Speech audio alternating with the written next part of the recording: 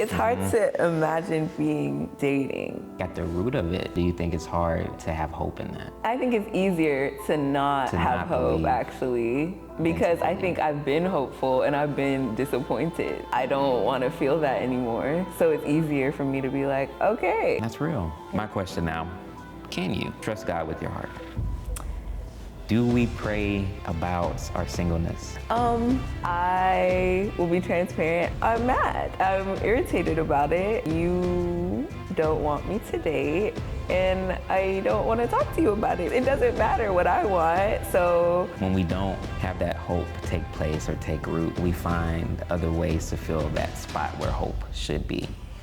Be careful with your heart. This is a pivotal moment right now. This is for you to heal. This is for you to grow. I'm like, oh, she doesn't understand. Wow. This is about her. But also it's about planting a seed and then watering it over time. So let's talk about it. Christelle in the building! Hey, y'all. Christelle, how you feeling? I'm nervous. Nervous? I'm good. Yeah? Yeah. Let's talk to him. What's making you nervous? What's nervous? What's nerve-wracking about this?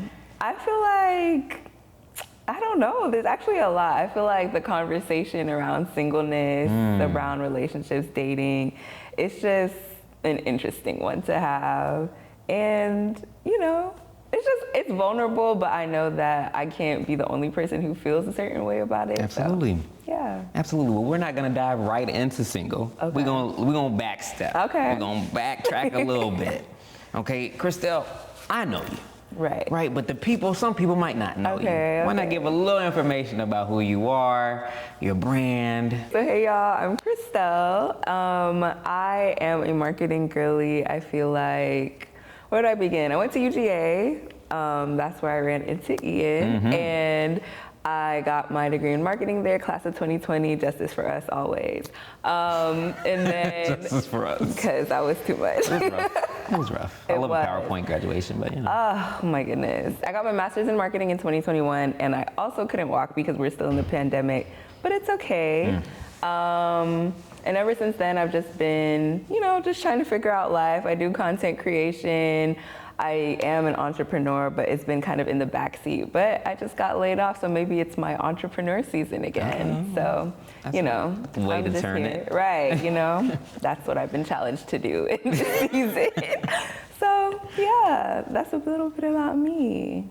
That's awesome. I want to talk more about the YouTube channel. Yes, the Instagram, the TikTok. Right. What are you posting on there? Like, what is your content about? Okay, so for my content, I always say lifestyle, wellness, and beauty is like my official niches, but I try to go deeper than that. So I say on my channels, I live well, I dream big, and I try to look good while I do it. And that's what we do. So yeah, I'm on TikTok, Instagram, and YouTube, which is a lot all the time to manage, but it's been slowly but surely growing. So I'm really grateful for, you know, God blessing my platform. So absolutely. Yeah. And shout out your subscribers, your family that's keeping you lifted up and motivated. Yes, my community. Yes. They really are a community. So yeah. They're really great. And from what I've seen is they've all gathered around and encourage each other, you know? Yeah, which is good. How is that? Is that a difference in any way? I love seeing that because it, you know, affirms that what I'm doing is like meaningful, but it also encourages people to know like, okay, you're really like not alone. I love seeing like conversations and connections happen across my community in the comment section, just having like mutuals. It's like, oh wow, like, you know, a lot of them, like we're all across, you know, the US, but you know, I feel like if we were to be in a room, it would be like, hey, like, you know, I see you, like I know see you. each other, right? Yeah. That's good. That's great. And that's what I love is that you've been so open on your platform, very open, honest, and vulnerable. Right. And really getting to that point of being open and honest and vulnerable, was that baby steps you had to take, or was that something you could fully go into, just being open and honest online? Yeah, I feel like it's definitely one of my strengths, but I definitely don't think it was always like this. I think that, and I still, you know, I'm a little apprehensive sometimes, and you know, some people don't agree that like I should be as vulnerable as I am online, but I do it because I know what it's like to, like, you don't really get full deep connection unless you're vulnerable. True. The cost of being vulnerable, I feel like it's not outweighed by like embarrassment or fear. I think that the connection and the feeling of, okay, you're really not alone, because feeling like you're alone in something is really like bad. I feel like that's when you start to, you don't have anything to combat your mindset, and that can be really dangerous. So I feel like just being vulnerable and showing up for people who relate to me in a lot of different ways is a way that I can make sure people aren't feeling alone. So yeah. That's good. Yeah. That's good. I know for me, being honest and vulnerable, it was baby steps. Yeah. Baby stepped into it, you know, That's being real. open and honest. And now having to talk about relationships and single, that's a different level of being vulnerable. Yeah, you it know what I'm saying? Mm-hmm. That's why when God was like, hey, you're going to talk about this on your platform, on the podcast, on the project, I was like, I don't even like talking about it in real life, you know? Right. But if anything, I'm always going to be obedient and willing to do whatever God's calling me to do, even how scary it might be. Yeah. I know it's a blessing to somebody, and I know I'll be blessed just by being obedient. Yeah. So, real quick, we give glory and honor to God. Yes. So, tell me about your walk with Christ. Okay. Where did it start? Yeah. When did you say, yeah, I love God, Jesus, you the one? Yes. Okay. So I was really like born and raised in the church. Okay. I'm a part of the denomination of Christianity called Seventh-day Adventism. I don't know if you're familiar with it, but you know, we go to church on Saturday. I feel like that's like the thing people know us the most for. But I feel like I accepted Jesus as my Lord and Savior when I was like 7 or 8. So it's been a while. It's a beautiful thing. It's been a while, yes. But it was great. And you know, you grow up in the church and you're around all these believers and everything is whoop-de-doo. And then, you know, life happens. I went to college. Unfortunately lost my best friend like the first year of college. Sorry.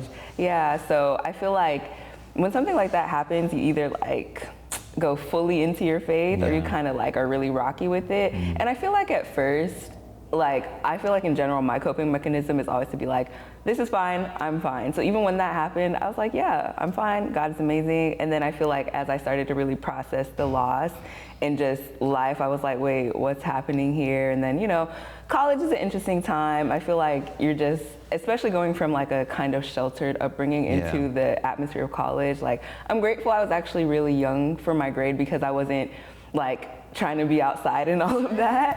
But eventually, you know, I did do a little bit here and there. And then it's like, okay, pandemic, graduate. I'm like, all right, like I'm an adult now, kind of like I need to have a relationship with God, not just because mom is like, all right, let's go to church, but like I want to do this. And so I feel like the pandemic was a lot. Like, you know, church wasn't, well, at least my church wasn't really meeting in person. And, you know, then it was the rise of like going to church online. And then, you know, it was just, I've had a lot of different like seasons. There's been some religious trauma for sure. But I feel like as I've focused again on just going back to the basics and understanding my personal relationship with God, as well as finding a church home that I feel is really aligned and encourages, but also teaches, but also conveys like just a really good balanced church home. I think that has really helped me.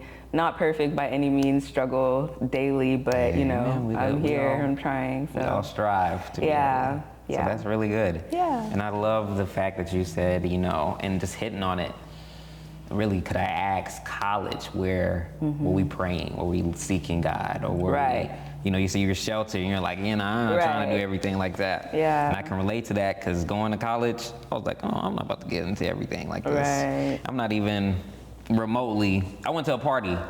I went to a party once or twice. And in the party, you could tell I didn't want to be there. I was like this. No, literally. My friends were like, you having fun? I'm like, yeah. No, that's real. I'm fine. One party, the cops came. I know we're getting off subject, but the cops came. You don't have to worry about me. When the cops came, and they were like, hey, y'all, the cops are outside. Tell me why. I was in there. You're just going crazy, ballistic. My friends were like, chill. I was like, no, I told you I don't belong here.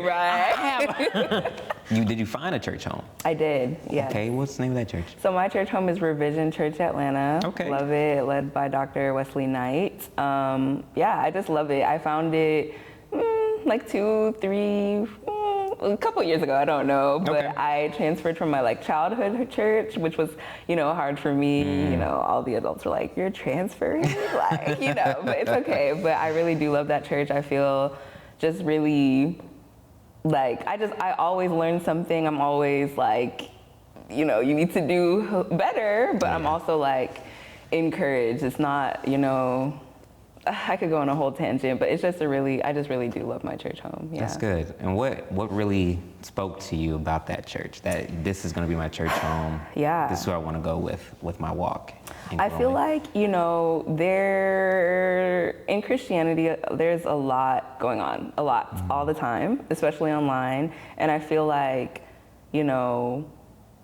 every church home, every pastor, like, everybody has a different approach, and I can appreciate that. But I know at least for a lot of my like childhood church type of vibes, they're very like, I feel like sometimes they're just worried about the wrong things, and I think that also it's very like, not to be dramatic, but just like, oh, beware, the end is near. Like, I understand. I do. I really do. But I need something for today. I don't need fear mongering. I don't need, oh, you will never ever like be good enough for God. What I need is something to teach me about now, because we're gonna have to be here. So while I'm here, how do I show up as a woman of God? How do I encourage others to do and be fully who they were created to be? How can I be better, and how can I not just go to church to be fed, but learn how to also serve? So I think that I found all of that in my church home. Yeah. So looking at that, we take a look at, what you do, what you're working on. What's future?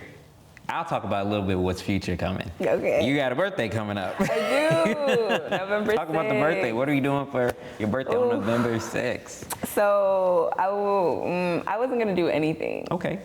Which is really crazy for me. Like, I am the type of person, like, come December, usually I'm like, oh my gosh, my birthday's coming up. Mind you, it just passed. But it's like, this year has been rough, and I think that I've just been in this space of just not wanting to celebrate. And, it's a lot of cognitive dissonance there, because I'm like, being alive is a blessing.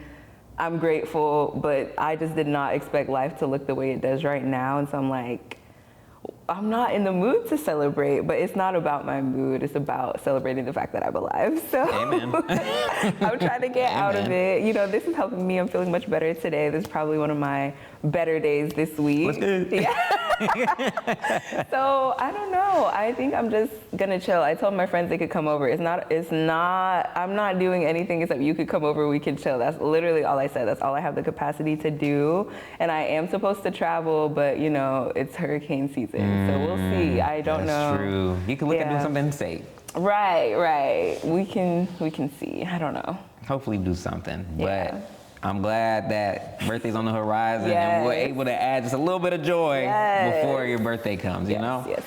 So we looked at a little broad overview. Now let's hone in, let's focus, Okay. So let's talk about it. So right now, currently, nobody asked, but I am single. Currently, No, yeah. status-wise, where are you? Single, waiting, dating? Well, I'm single, but I just, I don't know. I guess we could get to it. I'm single. I don't know what else to say except that I feel like, I think I've kind of attached myself to the idea of being like single. Like, I've just been kind of single forever. So I'm kind of attached. And I hate to say it, but it's like, I can't even conceptualize not being single. I want to figure out if I want to dive into it now, or do I want to stay surface? Yeah, it'll get deeper as maybe we go. we can go deeper later. Right. But okay, can't conceptualize it right now. Yeah. So looking at relationship, let's start with outwardly in the world. Okay. Let's not even go there. Let's start with friend group. Okay. What is your friend group like? I don't have one singular friend group. I have a lot of different friends. Okay, and multifaceted friend no, groups. I really do. Last year for my birthday, I was blessed enough to get a group of 14 out of the country. So I'm really Hey, that's a huge grateful. thing. Yeah, I'm really Out the grateful. group chat? Yeah. I'm really, really grateful. I know that I basically am pretty loved wherever I go, and I'm grateful for that. However, and I hate that there's a however, but there is one. I feel sometimes like a floater, and I feel like people don't expect that from me because literally all my friends are like, oh my goodness, you have so many friends. Like literally they tell me that all the time. And I do have a lot of friends, but it's like, sometimes I wish I had like my own best friend, but I do have lots of great friends, don't get me wrong, but it's definitely not one circle. Like I have multiple different groups. And I feel pretty close to most of them, but you know, there's always that in the back of my head, like, oh, like, I don't know, you know, it's just friends and adulting and friendships and all of that, you know. It's nice to be surrounded by people who really care about you. When you say you wish you had a best friend, what specifically were you looking for? I used to say this in therapy all the time, like there would be a questionnaire and she would be like, I wish I had, and I didn't even realize it because it would be once a year and I wouldn't remember my answer, but every year I'd be like a twin actually. Oh, wow. Yeah, I was like, I wish I had a twin, like somebody who could really understand, like, you know, see me, look like me kind of, like understand, like I know I'm an intense person, not necessarily in a bad way, but I think that I don't think somebody has truly been able to completely match my energy yet. I don't even know if it's possible, so yeah. I think if you give it to God and you pray about it, have you prayed about, God, can you send me somebody who has a heart like mine? No. Listen, and it's funny, right? Because you wouldn't think about praying about something so like surface level. Yeah. So when I went to college at UGA, I transferred from Georgia State. And at Georgia State, after Georgia State, transferred, went to UGA. At UGA, I was like, I done made friends at Georgia State. I ain't trying to make friends again. I'm just gonna do what I need to do, get my grades. At the time, was dating, and I was like, this is all I need, my girlfriend. Girlfriend, go to work, school. Right. That didn't work. She was gone probably the second month that I transferred. I didn't have anybody. Justin was there, but of course he had his own life going on. So he can be there all the time. So at the time, I'm like, okay, nothing's going right, nothing's going on. Literally sat, prayed, and said, God, in order for me to go through, I'm understanding now, please send me someone who has a heart like mine. I'm gonna need people, I'm gonna need fellowship. I'm gonna need community. That next semester, now it don't come immediately because I prayed and it took another semester. Right. That next semester I got into Grady. When I got into Grady, I saw two of now my best friends to this day. I saw them in the classroom and I felt the Spirit say, go talk to them. And I was like, okay. Went over there and I said, hey, I like your outfit. He said, what? I was like, oh, you sure this supposed to be my best friend? He seemed a little mean. Right. But no, after that, starting a conversation with him, started a conversation with Enoch. And we call him out. Enoch was on the podcast. With Enoch, started a conversation with Miguel, sitting next to him, and it led to a lifelong friendship. Oh, wow, I love that. So legitimately pray and ask God. If you want somebody, a heart like yours, like God will line that up. If it's in his will for your life, and I'm pretty sure it is, right? That he'll send you somebody. But yeah, I just really want to touch on that. Yeah. Talk about friend group. Let's go back to the single. Okay. Let's go back to single. So, how is it being single? Do we think this is a positive thing, negative? What are our thoughts so far? I have mixed feelings. On one hand, I think that I love just kind of doing what I want to do. Like, I haven't ever had to be like, if I have a bad day and I guess I'm dating somebody and they also have a bad day, and now it's like, oh no, like, let's talk about it. Like, how can I be of support to you? Like, just having to be in constant communication with somebody, you're having to like care also. Like, I feel like I care really deeply, so I can't even imagine like handling my things and somebody else's things. So I guess on that front, it's like, it's kind of peaceful, and you know, I wouldn't know, but from what I see from my friends and you know, I guess social media and stuff, it seems like the dating pool is not really good. So I guess I'm avoiding that type of stress, and oh my goodness, am I being cheated on and this, that, and the third. Oof. But you know, it gets lonely sometimes, and I feel like when you've been like actually really single, basically forever, your entire life, it's like, all right, like, is it ever gonna happen? So do I need to make peace with it not happening and just focus on myself? And that's kind of where I've been at. Okay, so when you said when you've been single for a long time, how long is a long time? I've never been in a relationship. I'm about to turn Never? 26. Yeah, I've never been in a relationship. So, yeah. But we've been on dates. I mean, yeah, I guess. We've been on dates. I guess. And I think that's my problem. Like, I keep on moving the goalposts, but really what I want is organic connection. I don't want it to happen from a dating app. I just You don't want dating app? No, I really don't. Really? And we tried. Those are my first 2 dates, and they were just kind of unhinged. So I think that I'm kind of. I feel like for another episode, I would like to talk about those dates. Yeah, I might have to come back. Yes. And do a part 2. Yeah, no, I'm not a fan of the dating apps because it just doesn't feel organic to me. And then, you know, I just went on a blind date, and I mean, yeah, I guess, but it's like, to me, I want organic connection, and I don't think that's asking for too much, but I don't have control over that really, so yeah. Nothing wrong with organic. I would like the same thing. Have I tried the dating apps? Yeah. Right. But organic is, I feel like, so I'm old school. I have an old spirit. So I'm like, if I see you face to face, Right. yeah, that's the best way to get to Yeah. know somebody. So being single can have such a negative connotation from time to time. How do you deal with, hate to put it like that, but even from friends' outlook, have they been supportive? Have they been encouraging, or have they been like, I don't know? I've gotten it all. I feel like some people are like, oh, you're not missing anything, which can be like annoying sometimes because I'm like, well, I wouldn't know. Meanwhile, you have a date every day this week. So it's like, okay, thank you so much for telling me I'm not missing anything. Have fun on your date. So I've gotten that. I've gotten people be like, honestly, like, you know, God is writing your story and it's gonna be amazing, and, you know, first shall be last, last shall be first. And I'm like, yes, amen. But it doesn't feel like that. And then I feel like I've gotten, like, my friends who set me up on the blind date, they set it up because they were like, oh yeah, like, you know, it's your time to, like, you need to get out there. And I was like, but you know, whatever. So I feel like I've gotten support, I've gotten a little bit of like annoying advice, but I don't know, you know, a little bit of everything. A little bit of everything. How do you feel about being single? Do you think that it's positive right now? I think. Let's not talk about right now. Let's do both. Let's talk about in the past and right now. So I feel like in the past, I've been annoyed and sad. Like, I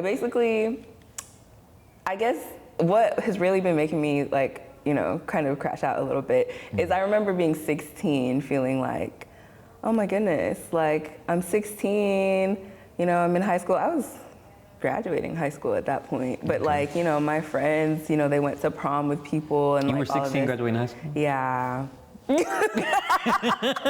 Yeah. Am I missing something? No, I'm young from my grade and I skipped one, so I graduated you at was 16. smart. Yeah. I mean, you didn't want to mention it, but you were smart. I'm like, the numbers are their numbering. You know, blessing and curse. But yeah, Hey. 16 at high school, Congrats. 20 with college, you know. So it's just, I've just always been really young, like younger. And I feel like that has also, like, because maybe I'm exactly where I was always supposed to be, but it felt like I was behind because I was literally 2 years younger than everybody, but whatever. Yeah, I was graduating and I was like, oh my gosh, like, I should have experienced my like high school, you know, whatever. And then I went to college and I'm just like waiting. And now I'm like, oh my gosh, like it's been 10 years. I'm literally turning 26 and I feel like I'm having some of the same fears and anxieties and thoughts. And I'm like, all right, like a decade? Oh my goodness, like, I don't know. So in the past, like yesterday. I was like kind of crashing out. In the past yesterday. Right. Okay, yeah. I was crashing out, but like I'm trying to just vibe because I also realize like maybe I really need to focus on myself. Like, and I feel like I have been, and I feel like some of the people who I see in relationships have not been focused on themselves, but maybe that's their journey. For me, I'm like, maybe, you know, if I was supposed to be in a relationship, I guess I would be in one already. I don't know. So I'm just focused on me right now. Okay. Yeah. That's good. I just want to get the perspective, especially on being single and where we are, our thoughts, where we are in our mindsets. And that's good. That's your thought. That's how you are feeling right now. Own it. Prophetess Lisa. Oh, yeah. And y'all know Prophetess Lisa from part 5. Me and her, we were talking. We were at an IHOP. Remember, specifically, we were at an IHOP. It was me, her daughter, my best friend, Adriana, and my brother, Justin. And she was prophesying. We were at the IHOP eating. She was prophesying. She prophesied to Justin, "You gonna get married soon." And I was like, "Let's go, Justin, Wow. yeah." She told her daughter, she was like, "Marriage soon for you." And I'm like, "Okay." She looked at me and she said, "Get ready for ministry, because you about to work in ministry." I was like, Wow. did God not say, my wife was on that? Right. She was like, because I was like, "You done prophesied marriage, and what I mean?" She's Right. like, "You know what you got to do." And I was like, Oh, wow. no and yes. Right. And really, God will let you do what you want to do, right? He'll call you to do something, and you can go off from that path. Let's look at Jonah. Jonah was called to go and go to that city. He said, "I ain't gonna go there." Right. And he got swallowed up. Right. So he'll let you do what you want to do, and then once you realize what you want to do still ain't lining up, Yeah. he'll still wait for you. He'll still wait for you to come back. Yeah. So even when she said it's not your time to be dating, Ian still tried. Is Ian dating currently? No, because Ian has to understand the will of God. Yeah. And understand, like, in that purpose, in that season, in that timing, it'll line up. But do what you're called to do first. And speaking of being called to do something, where are we on seeking God's will? Do we know God's will personally for our lives? That's what I'm trying to figure out now, because I thought I did, and then, I feel like just everything lately in life, there's, being laid off, just everything about that situation. And then it's like, okay, well, I have been building my platforms with content, but is it that, or is it my business that's been on the back burner because of my job? Or like, what am I supposed to completely pivot? Like, is it a different 9 to 5? Is it get another degree? I'm a bit confused right now, but I've been trying harder to pray about it, but I've been a little bit consumed by my emotions as of late, I'll admit. So, yeah. I think it is easy for our external to play such a factor internally. And that's, of course, being laid off. No one wants that, but it happens. Not seeing what you want and desire come to fruition can play a part emotionally. I think it's vital to deal with what you're feeling. I think you should feel how you feel. But I'm a big believer on not sitting in it, but addressing it. Because if it's not addressed, we compartmentalize. And when we compartmentalize, we put it in the corner. When we put it in the corner, it bubbles up, and then it comes out in an outburst that is not us. And then you're like, I don't know where that came from. It's because it wasn't dealt with in the beginning. Absolutely. So dealing with that and just understanding, I love the fact that you know how you're feeling. You know how you're feeling, and you understand, like, right now, I've been very emotional. There's some things that's going on. I think that's huge, because people don't recognize how they're feeling. Yeah. So, looking at how we're feeling and everything, let's talk about, since we're being single, do you want to find a husband?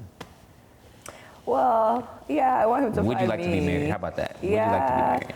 Oh my goodness. It's just hard for me to conceptualize. That's what I'm saying. Like, it's hard for me to conceptualize. That's what I was coming back to, conceptualizing. Yes, it's hard to imagine being dating. Like, I don't think, this is what I would be trying to explain to my friends, because I feel like it's levels of singleness. I'm not the type of single where it's like, oh yeah, like, I'm just taking a break, like, I'm not, I have a roster in the background. Like, you know, some of my friends are like, I'm single, but, you know, they have rosters and they talk to people and they have, you know, old faithful they can always, like, depend on. But I'm not like that. Literally, I'm like... A list, okay.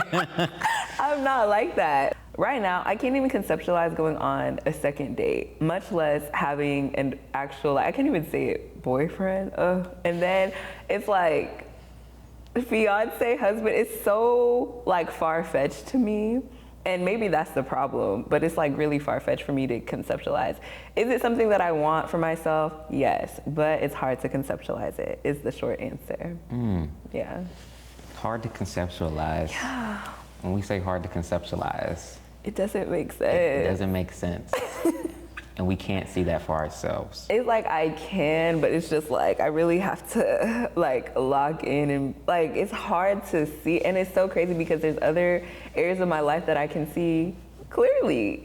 But with that, it's really like fuzzy. It's almost like when I try to conceptualize it, I get like an error code or like, it's just not, I don't, like, what do you mean? Like, I don't know.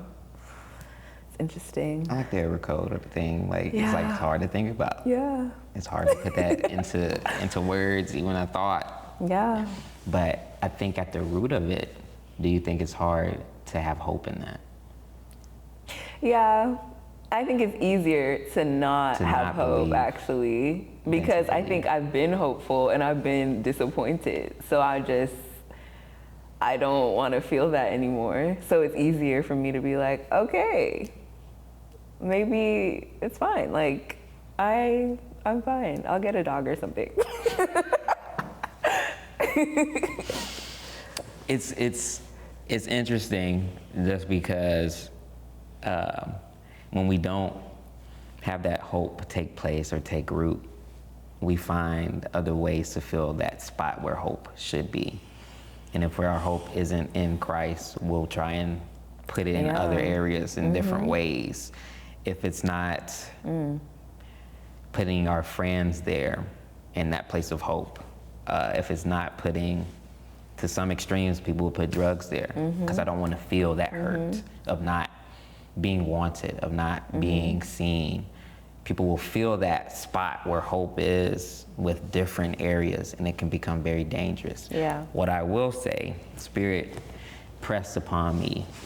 I emailed Christelle, reached out to her, and I wanted her on the podcast. And when she emailed back saying she wanted to be on here, I heard the Spirit say, be careful with your heart. It's a heart issue. My thing is, it's so pivotal the moment you're in currently. Not to spit facts back at you, but understanding the area you're in currently. You just laid off. You're dealing with stuff emotionally. One more push in any direction could send you somewhere. Right now is the ground is for you to get your foot, your balance back, your foundation set for whatever's ahead, whatever is coming. It's a set. When Christelle came on here, we talked probably 2 days ago beforehand. She was like, I feel like I have something I can share with people. And I love that. But my whole thought and process was, oh, she thinks she's sharing something with everybody. And you're gonna share stuff with everybody. Somebody's gonna be touched by what you say. My thought whole time was, this is for you to heal. This is for you to grow. I'm like, oh, she doesn't understand. This is about her. Wow. This moment, this time, us being here is about you. Wow. It's about growth. Yeah. But also it's about planting a seed. It's really about planting that seed and then watering it over time. So let's take a look at God's will again. So I talked about God's will before.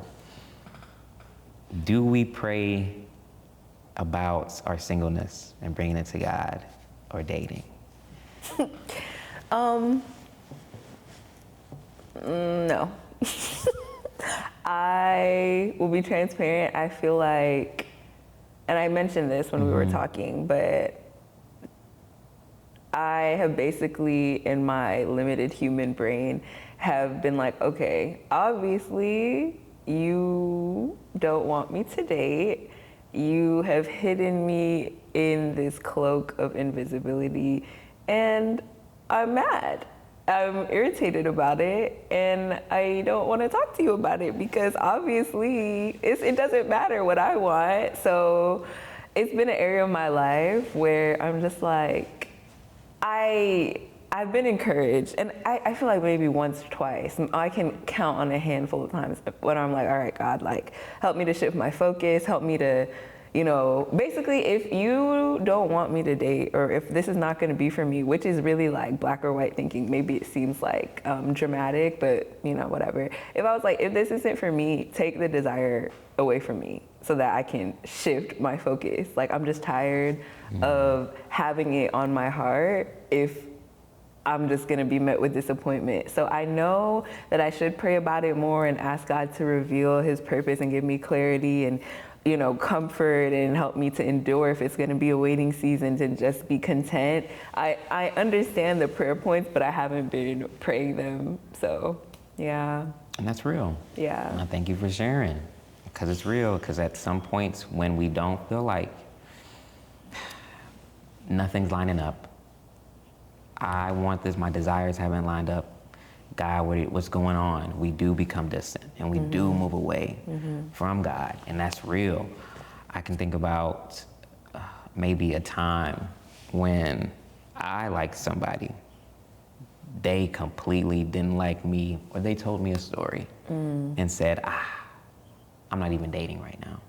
But that next week, Right.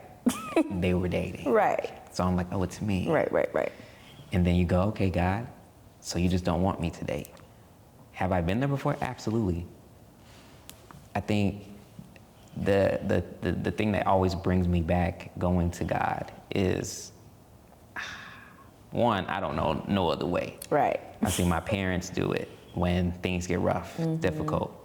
They don't go to drinking, they don't go to drugs, they don't go to backbiting, they don't go to calling names. They always go, you know what, let me pray. And they taught me the same thing. I'd be like, Mom, I'm worried about this test. It'll be something small. I'm worried about this test, Mom. My mom would go, worry. If you worry, you need to pray. Right. Well, she said, if you're gonna worry, then don't pray. Right. But if you pray, you don't worry. I'm like, That's good. oh. That's Okay, really Mom, good. I'm like 10. Right. Okay, let me go pray real quick. Right. And I think another thing is, it becomes hard to hear from God when there's so much externally going on. And I looked at friend groups, because are people planting good water, good soil into you about the word, about Christ? Are your friends Christ-centered? Are they encouraging you in that aspect? Are they praying for you? And in another aspect is, with prayer comes reading the word. I think you need to have both, reading the word and praying, and then studying for yourself, and then seeking his will as well. But also, what I love is a good fast. I fast, and it's not just, oh, I'm just gonna stop eating 9 to 3. I'm not gonna eat nothing. So it's also in addition to. So I'm not gonna eat from 9 to 3, but I'm also gonna read my word. I'm also gonna seek God. You want something so bad that you'd rather have the person than me. And if I sent you the person, would you even seek me anymore? What I don't want you to lose is the hope in God. I think what would benefit is, in this season and what's going on, seek God's will, seek God's voice.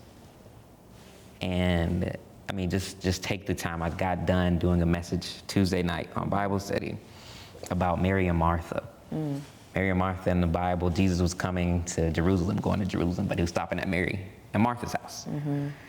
He stopped at their house, and Mary, when Jesus was there, was at the feet of Jesus, listening to his teachings in the gospel. Martha was busy working, getting everything ready, getting everything in order, getting everything fine, more worried about the details of everything than actually spending time with Christ. And Martha was like, hey, Jesus, and I'm summarizing. Martha was like, hey, Jesus, tell my sister to get up and help me. I'm doing all this work, and she over here sitting at your feet. Right. And Jesus was like, Martha, Martha, Martha. Said it 3 times. Like, hey, chill. It was like, you're worried about the details and you're so worried. Mary has found something that will not be taken away from her. And that is that good thing. And that good thing was spending time with Christ. I think so often we neglect just spending. You can have worship music, you can have your music going on in the background, but just sitting down and just listening to what God has to say. Not having to be rushed, not like, all right, God, Right. you ain't speaking right now, but I gotta go in and like just carving out whatever you have to do to carve out that time to sit and listen. I think right now, for you, if you receive it, seek God's will and watch what happens. In the first part, and I'm gonna stop talking. I'm gonna get back to asking you questions. I'm talking way too long. No, you're speaking. In the first part, part 6, the one I just filmed, I was talking about how our first duty as believers in Christ is to seek God first, especially when it comes to relationships. I think sometimes that can be overlooked in messages and hearing from different people on the subject. They just go straight into single, waiting, dating. They just go straight into it, that we miss. The first half is you seek God first. You seek God first, then you can look at, all right, what's it like being single? In anything we do, we should seek God. When it comes to a job, seek God. In anything you do, but especially relationships, especially building yourself. I think you want to be whole. You want to be a whole person. And anybody who is dating you needs to be whole. Because you don't want to have to build a man. Y'all want to build a relationship together. And prayerfully, that relationship is built on Christ. And that's the best thing. Just as you are pursuing Christ, you want him to pursue Christ. You can't have a man that's not going to lead you, who's not going to have you follow Christ. If he's not following Christ, he can't lead you. And if he's not established, then you won't be established either, because at that point, y'all are joined together. I think our first goal, seek God, and then make sure we're whole. Make sure we're ready for. And then even looking at dating, we got to make sure we know the positives and the dangers when it comes to dating. So now I'm gonna stop talking. That was really good. I think that sometimes it can be a little overwhelming, and I think that I do need to work on just like literally being still. I think that I'm a very on the go type of person, and I think that, you know, I worry. I do. And I really like, you know, what you and I guess your mom had said, that like, you know, they kind of cancel each other out. Like if you're gonna worry, like why pray? And if you're gonna pray, like why worry? You know, I think that I do a lot of setting things at his feet and then I pick it right back up, you know? Wow, that's so actually it's like people do that. Yeah, I need to actually pray and actually seek, and you know, I know all these things will be. It's like I know these things. It's just about putting it into practice. But I'm feeling, you know, encouraged, and also like, you know, like I know there's counterfeits out there, so just being more mindful and being more like, all right, I'm not even gonna entertain that. So, yeah. That's good, and I love how you touched on. We'll leave it at the feet of Jesus. Right. And then we go, you know what? Right. I'm gonna pick that back up. No. Like, did you hear me? Like, let me put it down. You didn't hear me? Do it myself. Right. But that's because we're in a generation where we want what we want now. And it's hard to wait. And when you've waited for so long, you become distant. You become, you know what, I waited for so long and I haven't seen anything from you, that we can't move forward, that I gotta pick back up my stuff now, because I thought I went to you. You didn't move the way I thought you would move. But my thing is, when God moves, it's never how we think it's gonna be. I know. It's never how we think it's gonna be. Yeah. And it's hard to even, I think it's a beautiful thing, but I know it's hard to let it sit and resonate. That even though it's not moving, God's not moving the way you want to move. God has kept you from the dangers of so many things when it comes to dating. Yeah. From being really heartbroken. Yeah. Like truly heartbroken. Yeah. From being possibly cheated on. Abused, misused. somebody not understanding your value and your worth. Yeah. In that, we always think that God's protection is a bad thing. God protecting your things is not a bad thing. Yeah. I think God is continuing to build you for someone who will understand your value, your worth, and your heart. Because the last thing someone needs to do is abuse any one of those things. Yeah. It's a delicate balance, but also in this time, you've got to understand your worth, your value, and then being content where you are currently. Yeah. And even though you're being content, and I know I'm talking again, but listen, I'm trying to let the Spirit work. Even in being content, you can still contend for the things that you want. But it is good to be content first. Yeah. Understand, like, okay, I'm in this place, but I can still pray to God and be like, okay, God, I still want that desire to be married. I still want that husband, but I am content. But you can still pray about the things you want in the future. Be content and contend. That's good, because I'm I'm trying to move away from it, but I've been told a couple times that I am kind of like black and white, basically. So that's what I was having an issue with. I'm like, all right, so it hasn't happened, which means it's not gonna happen, which is not good thinking. And also it's like, if I'm making peace with it not happening, then I guess I just have to basically it's like a now or never type of situation when that's not how it is. Maybe it is really a season. Even if the season feels like it's forever, it is ultimately temporary, but it's just hard to wrap my head around that sometimes. But that's a good reminder that while I'm working on being fully content, I can still contend. That's a really good reminder. So yeah. My question now, can you trust God with your heart? Yes is the answer. Yes, but there's more behind that. Yeah, I'm trying. I really am trying.